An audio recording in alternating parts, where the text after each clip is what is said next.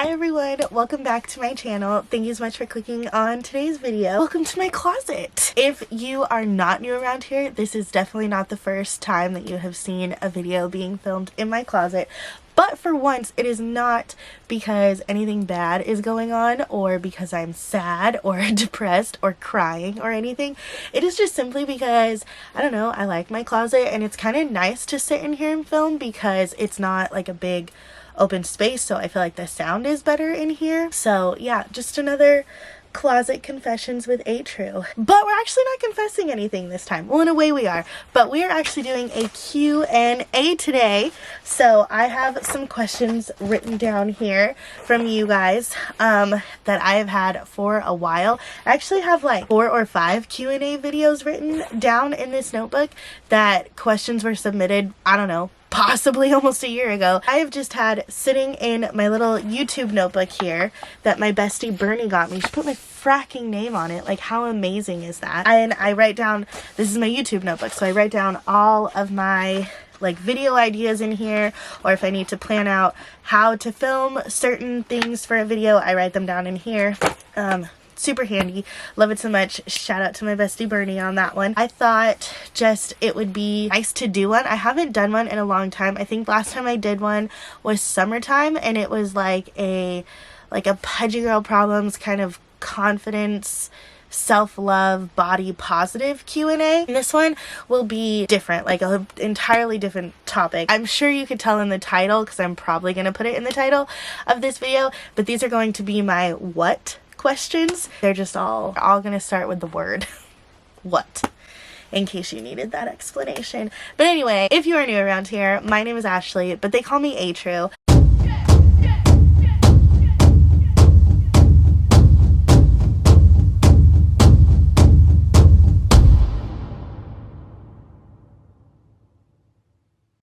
I hope you will stick around and hit that subscribe button. It makes my little heart so happy. Without further ado, I say we get into these questions. Question number 1. What is your perfect Sunday? My perfect Sunday would be like a Sunday or Monday that falls on a holiday. So that way I don't have to worry about getting up early the next day. I am not naturally a morning person. I wish I was, but I'm not. So it's always a struggle. So any day to me that I don't have to set an alarm to wake up is a happy day. My perfect Sunday would probably include not having to set an alarm on that Sunday and not having to set an alarm for Monday. And then it would probably include a tizzy, which is like my tea and my fizz stick that I like, and then reading my book, having some avocado toast. And then I would probably like to be productive. I do say that that is part of my happiness, so I would like to go to the gym, I don't know, did some laundry, did some dishes, did the grocery shopping, and then maybe went to like a nice coffee shop and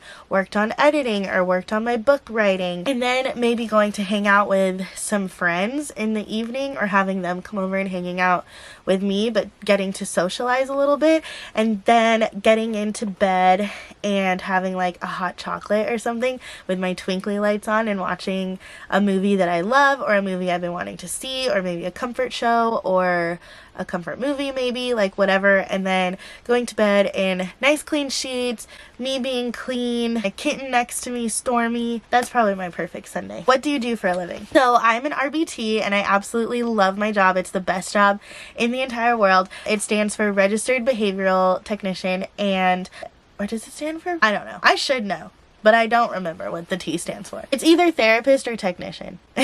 It's not the point. If I had my phone next to me, I would Google it. But, oh, my best friend Amber is going to be so disappointed when she watches this and she realizes I don't know what it stands for. But she probably also, like, won't be surprised because it's me. Either way, no matter what it stands for, it's the best job in the world. So I get to work with kids who are on the autism spectrum, and I get to work on them with their behaviors and life skills. My best friend Amber is the one who, like, got me the job. I'm so thankful to her for it. I'm sorry. Whenever I do Q&As, I always am the worst at this. Number 3 is, what do you want to do career-wise? My ultimate goal is to be a writer, so I would love to write books and hopefully have them made into like TV shows or movies. Like, one of the things that I enjoy most is storytelling, which is a lot of why I do YouTube, because I love to talk, and I love to talk about myself because it's the thing I know best in life. But the problem is that I'm also a procrastinator, and I don't ever really like sit down and actually write the books for more than a couple of minutes. I just kind of write down my ideas. Number 4 is, what do you want to go to school for? So I didn't go to college. I would like to, just because no one in my family ever has. Right now, I would say, what do I want to go to school for? I like to answer it. It would be, I don't know, which is why I'm not in school. What made your mom name you Ashley? So fun fact, I hate my name. I hate the name Ashley. Not for other people, I just don't like it for myself, which is why my channel name and why I say in the beginning of the videos, like, my name is Ashley, but they call me Atru because almost nobody calls me Ashley. Even my mom doesn't call me Ashley. She doesn't call me Atru, but she calls me Petunia. So like, I don't know why she named me Ashley.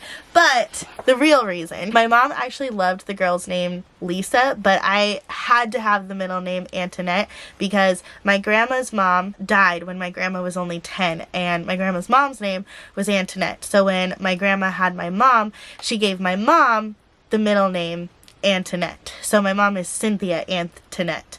So when they found out that I was a girl, my grandma said, well, can you give her the middle name Antoinette too, and like pass it on? So if I have a girl, she has to have Antoinette as her middle name. So anyway, my mom didn't like how Lisa Antoinette sounded, and so I'm not totally sure how it came down to it, but I know the two names were either Ashley or Alexis. And I wish she would have gone with Alexis, but she didn't. She went with Ashley. But I also know that she really likes the actress Ashley Judd, and she loves the movie Double Jeopardy, and so she named me after her. What's something you like that people wouldn't guess? Rap. I specifically Pitbull. I love Pitbull. Oh my god, when his songs come on, I go crazy. I can't help but dance to his songs. I love them. But I also love just like to learn lyrics. I think it's part of my love for like the language and words and like writing and stuff. Just learning the words to songs, and rap is so challenging because there's so many words and they're so fast. Another thing would be sports. People do not expect that I like sports, and in a way, I don't. I'm not the biggest sports fan, when like hardcore to the point where like I know things about the players and their names and their stats and what teams they're on, and like I'm not one to sit at home and watch sports by myself. But I absolutely love sporting events, sporting parties, sporting endeavors. I like playing sports. I'm not good at them by any means, but I like playing them. I think they're fun. Anything where people are like, let's go out to the bar, and it's this big hyped up event and everyone's excited and everyone's having a great time. I love to be a part of that. Like, stick me in it. I always put on like my dating apps too, like my first, like, cause they'll ask like, what's your perfect first date? And I'm always like, a sporting event, because it's not like a movie where you're going to be entertained but you can't talk and get to know the person, but it's not like just a long walk in the park where if the conversation isn't there, then it's just dead silence. You at least have something to watch. If you could we're on question 8. I'm so bad at this. If you could wake up and gain one ability, what would it be? Well, it depends. Are we talking like real world or fantasy? Because if it's fantasy, I'm pretty sure I would choose to talk to animals. That's high on my list, because I would just love to be able to talk to my kitten Storm and be like, this is when mommy's gonna be back and this is how long mommy's gonna be gone. If we're talking that, or to fly, because I'm so embarrassingly afraid of heights, it's unnatural. And then if we're talking like real world, the first thing that popped in my head, I won't lie, was being good at math. Like, is that an ability? Because I don't have it. I'm terrible at math. Again, it's embarrassing. Number 9, what's your favorite hobby? Does movies count as a hobby? I love going to the movies. It's like my favorite thing to do. To go to the movie theater, I know it's expensive. I know it is, but I don't care. Like, the price of it, yes, it's annoying, but it doesn't take away the happiness and serotonin for me. I love going to the movies, getting my nice, crisp, ice cold Coca-Cola, my buttery and salty popcorn, maybe a hot dog if they have onions, and sitting there with my best friend Krista the Fur and watching a movie that we're both either excited to see, or we're there to trash, or we're just desperate to go to the movies, so we will watch anything. Or even if we have movie nights at my house, I love when I get to make Krista the Fur themed snacks and I'm in my themed outfit and he's not. We just sit there and have our movie nights together. They're so fun. They're my favorite thing to do. So if that counts as a hobby, probably that. If not, probably reading. Okay, what charities are you drawn to? Without a doubt, without a shadow of a doubt, more than anything on this earth, the homelessness. The homeless have a seared, burned, locked in place in my heart. I'm not sure why. I have been drawn to the homeless since I was a child. I would cry anytime I saw one. I would beg my mom to give them money. I used to write papers about them in because you're not writing papers, but the first time I can remember writing a paper about the homeless was like 6th grade. To me, I don't care why you're homeless. I don't care. I don't care if it was drugs.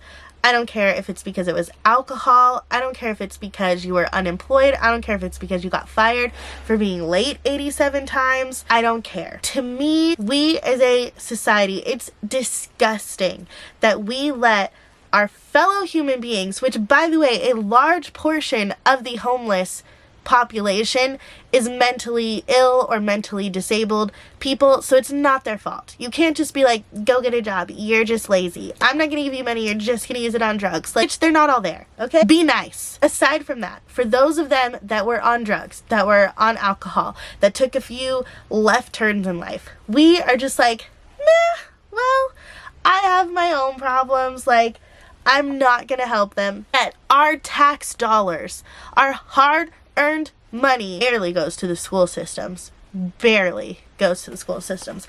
But spends millions, if not billions, every year on our prisons. Keeping murderers, pedophiles, people who do things to animals, criminals, crooks, give them a warm bed.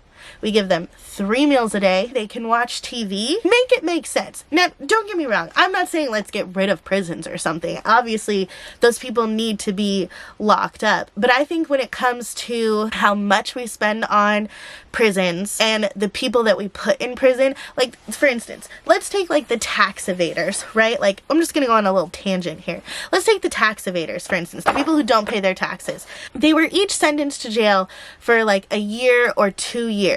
To me, that is a waste of our prison space. Prison should be for people who are not safe to be on the streets. The criminals, the pedophiles, people who do things to animals. You feel my drift? It should not be for the tax evaders. Like, make the tax evaders pay a fine. Make it so that way their wages are garnished for X amount of years. Make it so they can't buy a house for X amount of years. Like, you're wasting space. Putting them in a prison, that's taking a cell away. You know, that's tax money that could be spent on something else. It could be spent... Now, I get it. We are a greedy country. If it doesn't make us money, we don't want to do it. Obviously, we have to do the prisons, right? Because, one, it employs people, so it gives them jobs. 2, helps them become better members of society.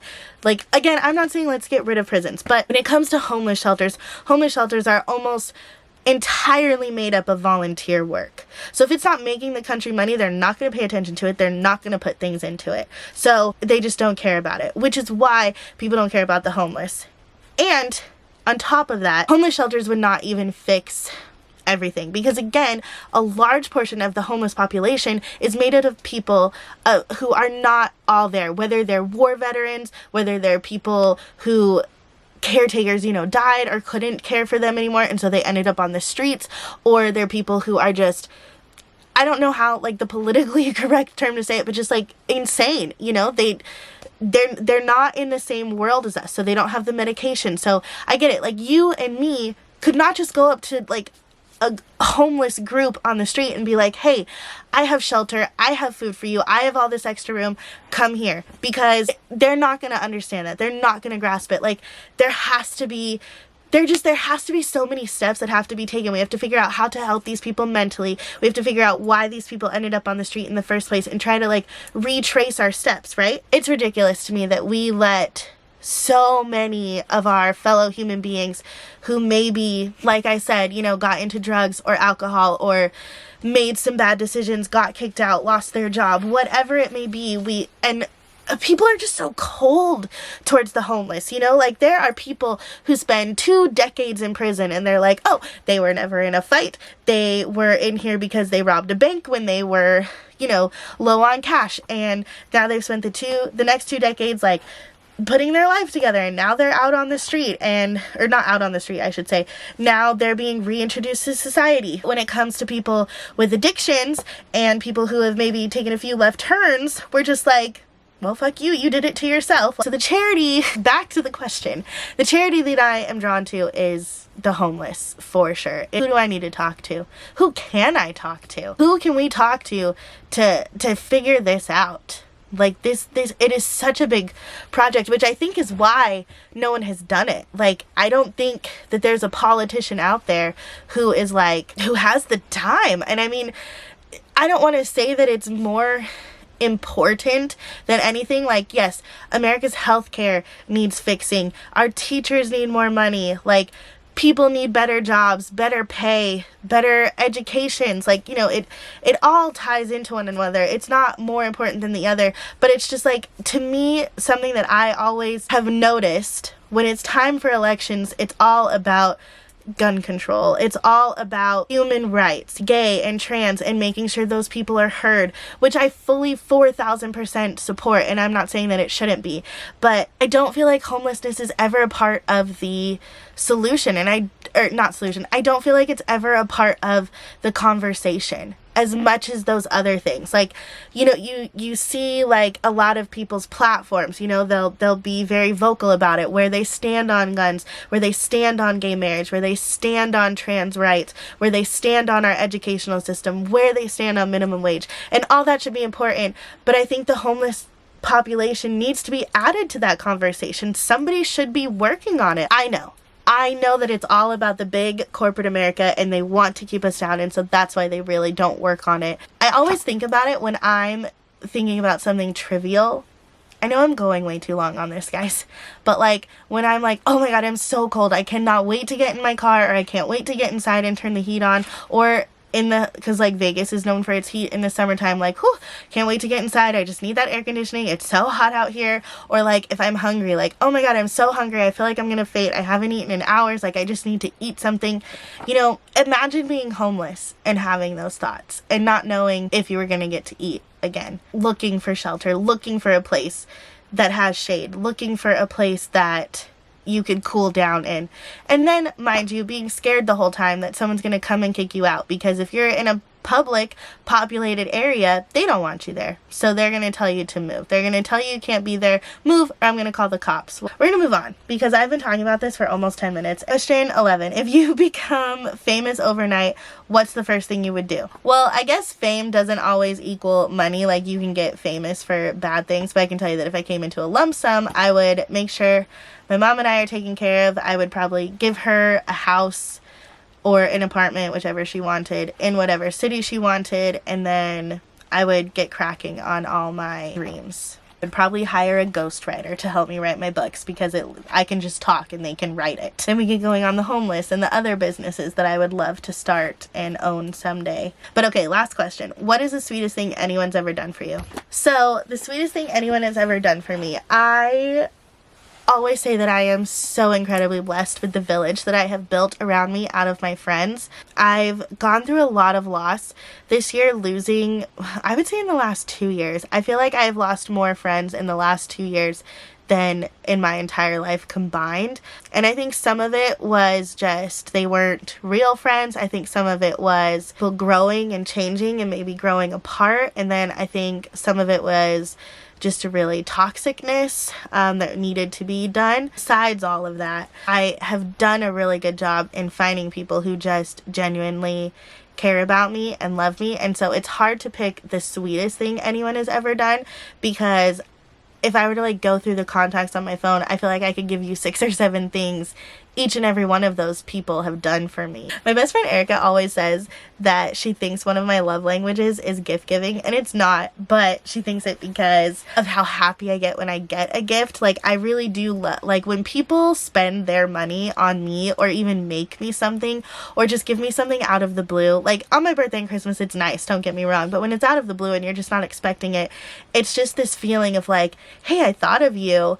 And like my best friend Corey, he's my fake boyfriend number 1. He on more than one occasion has knocked on my front door and said, hey, I saw this stuffed animal in the store and I thought of you and I just wanted to give it to you because I love to see you smile. Like stuff like that. Or like I just started a new job back in August, and so by the time my birthday rolled around in December, you know, I felt like I was close to a lot of people there.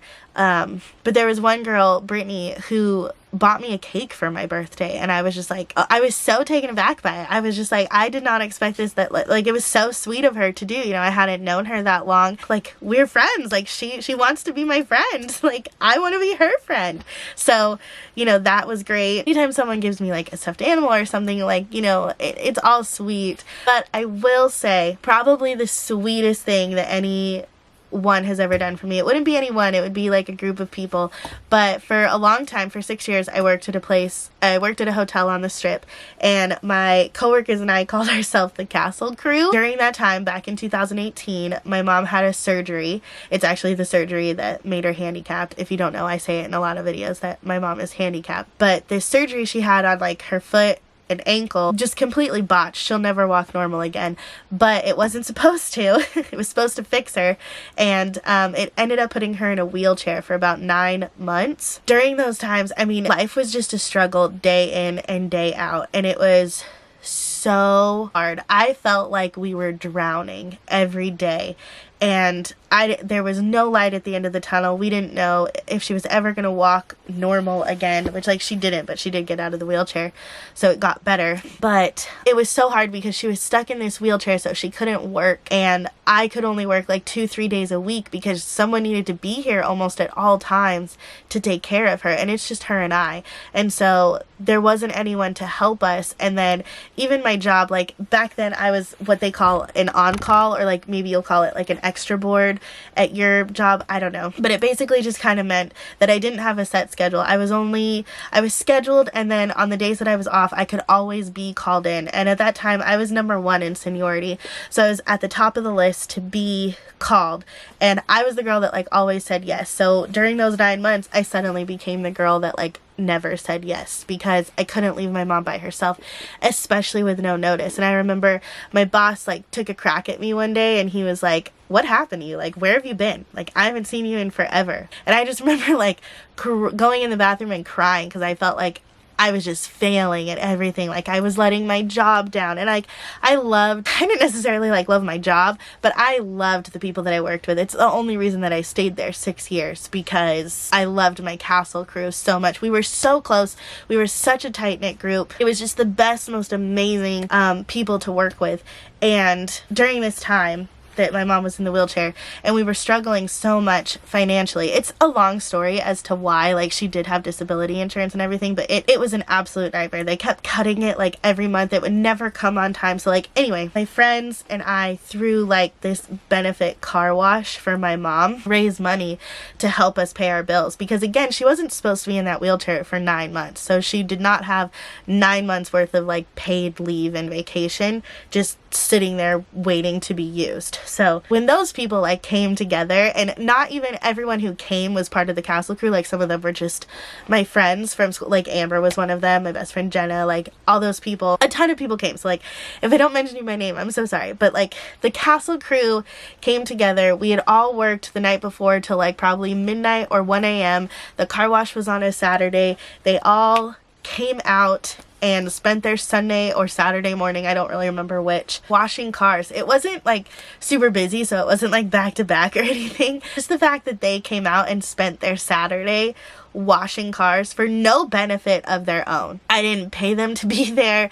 They didn't get any of the money from the car wash. Some of them brought their own supplies to help with the car wash. They told their families.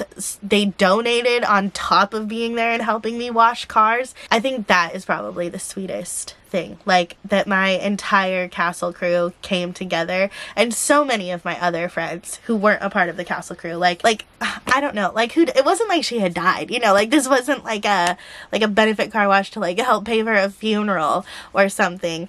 This was simple, like it wasn't a tragedy. We were just in such a hard time, and I was drowning, and they really came and like saved us. Yeah, I have to say like that's probably the the sweetest thing that anyone has ever done for me was being a part of that car wash and bringing stuff to help wash the cars and being a part of it. Alright guys, I hope that you enjoyed this 45-minute Q&A. I promise I did not mean to talk that much, but I hope that you liked it. If you did, pretty please give it a thumbs up. It really supports me and my channel.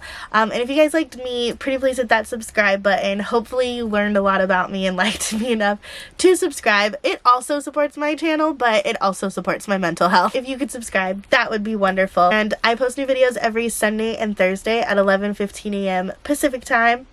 And yeah, I think that's everything. So, okay, love you, bye!